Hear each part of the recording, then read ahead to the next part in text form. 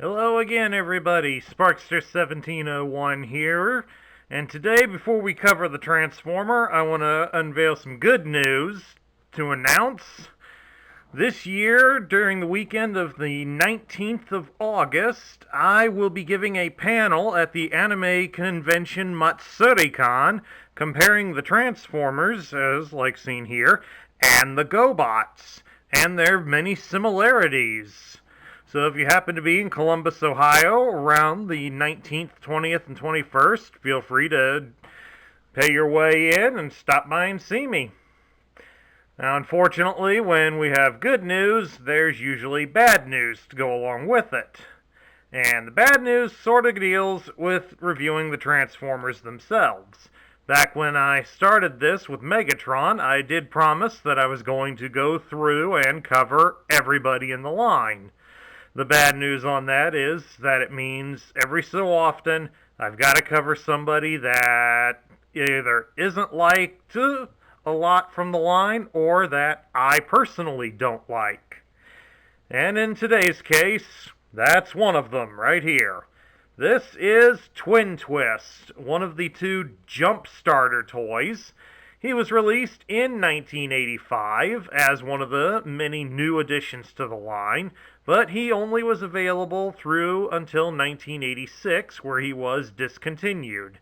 He functioned in Demolitions and sort of replaced Brawn, but we did not get a replacement for him after he was discontinued. Twin Twist was also accompanied in the line with Topspin. Some sources claim that the two of them are buddies, but there are some sources that state the two of them are actually brothers. Which way you believe it is more up to your own interpretation. Now, due to the fact of him being a jump starter, it meant he could automatically transform from his vehicle mode to the robot mode, thanks to the use of a pullback motor, as you can see the rubber wheels here on the back, and a spring mechanism here in his legs. The main method being is that they would roll across the table or any other flat surface, and then this latch would let go of the legs. They would flip out in front, smack the floor, and supposedly stand him upright. But in most cases, as many of us will remember, they either undercompensated and fell flat on their backs, or it would overcompensate and they'd do a face plant onto the floor. Rather embarrassing. The instructions always suggested that you could adjust the counterweight, which is this lever here on the back of his head, to try to improve the odds that he would land on his feet. But as there's no settings or stoppage for this except to go to the opposite side of his head, we as children back then really didn't have a way to gauge as to how we were adjusting the weight, so more often than not, it just created more frustration for us than enjoyability. Consequently, because of this feature, it also severely limits his articulation. Primarily, you can raise his arms. His arms can be rotated all the way around, but as they also are suffering from play wear, sometimes they don't want to stay in position. Like this one no longer wants to. There we go. Got it up right. Let's see, can he hold his gun up straight? Nope, this one's kind of... Oh, there we go. You can aim a little bit higher and try to shoot the lamp nearby. And, of course, the only other posability is due to the transformation sequence, in that his legs are spring-loaded. They're connected together with this bar here at the bottom, so unfortunately you get to move both of them at the same time. So maybe he's doing some... Maybe you can have him stand and do some double leg kicks. Yeah! Okay, maybe not. Okay, let's transform Twin Twist. And the first thing you do is, of course, we have to remove his weapon. Give me that. straighten his arms so that they both are pointing face down or pointing downward. Lay him on his back, and we pull his legs all the way over and plant them down against his chest. You got to be careful with the wear on these because sometimes the latch doesn't catch. And then that's it. Twin Twist transforms into what his box labels as a spaceship, but in reality, just by looking at him, we'll bring him a little closer, you can see treads here against the sides of his arms, and a pair of drills. So I would say instead of a spaceship, he more resembles to me a drill tank. Now we're going to take you out into the kitchen, out into my dining room floor where we got some nice hardwood, and we'll see if we can get him to transform for us. Okay, here we are out on the kitchen floor, so bear with me if the camera stays in focus. Alright, we're going to give him a trial run here. Bear with me on him, folks, because he is kind of worn from all of his years of play. Basically, we just grab onto him here, pull him back a little bit. That should be about far enough. And then we let him go and see if he'll do it. And there he went. And, well, he overshot himself, but at least he landed on his back and he's waving at the camera. Guess you're alright, Twin Twist. Okay, now that we've had a demonstration, or at least one demonstration of a fail, let's take a look now at his sole accessory, which is his gun. This gun is described on his instructions as a semi-automatic cannon rifle. And as you'll notice, it is in all chrome. So, if you're looking for one on the aftermarket, you're going to want to check how well the chrome is on it. The most common spot for wear will again be right here in the handle where he holds it. And that is his sole accessory. So, we will move on now to look at his instruction manual. Since, for whatever reason, Twin Twist and Topspin were boxed, but their Decepticon counterparts that came out in 1986, the Battle Chargers, they were carded releases. Guess they didn't figure we'd pay much money for another silly gimmick like that again. Anyway, we open it up, and there's the page with all the things he came with. It shows here how to quickly turn him into the drill tank. Here it still lists him as spaceship. As you can see, we'll zoom in a little bit here. See, spaceship. That has got to be the funniest looking spaceship I've ever seen. It says here on the instructions, pulling back about 6 inches. I think we maybe went about 4. And then right here on the back, you get a big picture to show how he stands up. And then right here on this page is where it tells you to adjust the lever if he does not stand properly. Unfortunately, he and Topspin do not stand properly quite a bit.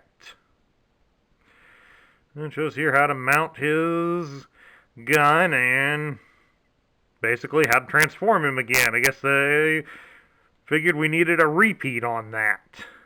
Now, as you'll notice on the instructions, his colors seem a little bit odd since they've got everything dark. They got his head and arms and legs dark instead of the lighter color that the final product was released in.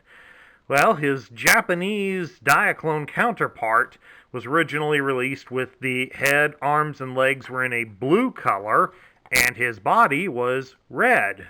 Sort of like the color that shows his chest being on the instructions here. Interesting little bit of trivia for you there, folks. And there's how you would apply what little of his stickers he still does have. Like I said, this one saw a lot of action growing up. And back here we have the instructions on the rub sign, which as you can see is just above his left foot. Mentioning of clipping out the robot points. 1985 was starting to put out some good deals with the robot points. And how to read the tech specs. As an added bonus here, before we get to the tech specs, I would like to show you what we have here. We happen to have his original box when he was released back in 1985. This is the American version of the box, and while you can probably barely make it out there, he did sell at shelves for $8.99. It's a nice looking little box, but quite a few misnomers on it here. I mean, when you look at the change pattern here, the way this center picture is done, it almost gives an impression that his legs are independent of each other. As you can see here, the sides of the box show pretty much the same thing, the robot and the tank mode, despite the fact that the front of the box still lists him as spaceship. Ugh. Now we get to the bottom here, and we have one of many errors that are listed here on his packaging. Not only does it list spaceship, and we're kind of done talking about that, but it lists his weapon incorrectly as a twin-ion impulse blaster instead of the semi-automatic cannon rifle. The twin-ion impulse blaster is the gun you can see here that came with Bombshell.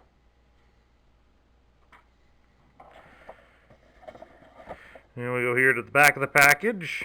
Set this back a bit so you can see the whole works here. This is the 1985 box art that heavily featured the Dinobots and the Insecticons, as well as Jetfire and Shockwave. And right here, right next to Grimlock, we have the tech spec. We have his robot points, he was worth 1 robot point. Beneath it, we have his tech specs. And the first thing that you should come to notice is that does not match the picture on the side of the box. That, as you should remember from earlier, that is Topspin. Early releases of the packaging for these two got the pictures mixed up. So as you can see right here, I happen to have a correct tech spec that has the correct picture. And this was not just a local problem here in the United States, because for my birthday in May, I happened to receive a Canadian version of Twin Twist tech spec, and as you can clearly see on this side, it has Topspin instead. Over here, for those of you who might want to read it, here is the French version of his bio. Feel free to pause it for those of you who can read French fluently. Myself, I'm not skilled enough to even give it a good attempt. Alright, for the rest of us here, we'll take a look at his tech spec. It has him listed as a Jumpstarter and has the wrong picture on this one. It's done in red to signify he's an Autobot, and it gives his name as Twin Twist. His function is listed as Demolitions, and his motto is, "War is wherever I want to be." Nothing feels better to him than sinking his drills into a slab of steel. Loves the scrap metal results of his destructive fury and showing off. Will attack anything. Enemy Decepticon or harmless lamppost. Seriously? Optimus Prime worries about his wild, uncontrollable nature. He should! Goes 200 miles per hour, has two 6,000 RPM diamond-tipped drills. Twin-ion impulse blaster, again, it's got the gun wrong. Shoots explosive 100-pound TNT shells. Goes from vehicle to robot in 0.4 seconds. Okay, this last sentence here indicates that the Jumpstarters are considerably faster at transforming into their different modes than regular Transformers. Something that's also said in some sources of the lore for the triple changers, although it doesn't give them as being as fast, but they are apparently faster than the average transformer.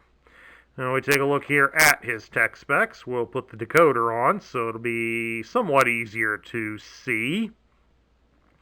And it lists his strength as 8, his intelligence is 4, his speed and endurance are 7, his rank is 5, his courage is 9, his firepower is 7, and his skill is at 6.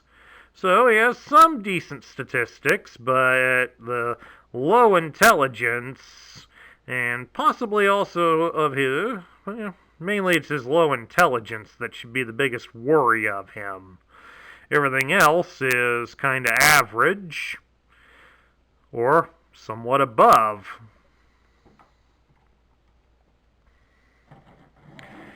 Now we get to the final portion of the show. What do I think of him? Well, since Topspin and Twin Twist here were not featured in the animated cartoon for reasons unknown, I believe it was a missed opportunity to promote these characters and try to develop their personalities a little bit more than just as your standard generic guy. I mean, it said there on the packaging that Twin Twist here does have a bit of a berserker fury and seems to attack harmless objects like lampposts and such. And I think that would have been a great comedic moment in the cartoon, that he blindly attacks innocent cars or other street posts, maybe the occasional street sign, and somehow allows the Decepticons to get away. That might have been an interesting thing to see. In more recent media, both of them have been given some more positive attention in the comics by making them a part of the Wreckers commando team. And while that certainly helped to flush them out a bit, the thing that holds them back the most is this cheap gimmick of theirs of automatically transforming. When you take away half of the transformation ability and make it something automatic, it becomes a cheap gimmick, and that loses a lot of the interest in them. And thus, that concludes my review of the Generation 1 Autobot Demolition's Twin Twist. If you liked the video, please give it a thumbs up here on YouTube, and don't forget to subscribe down below.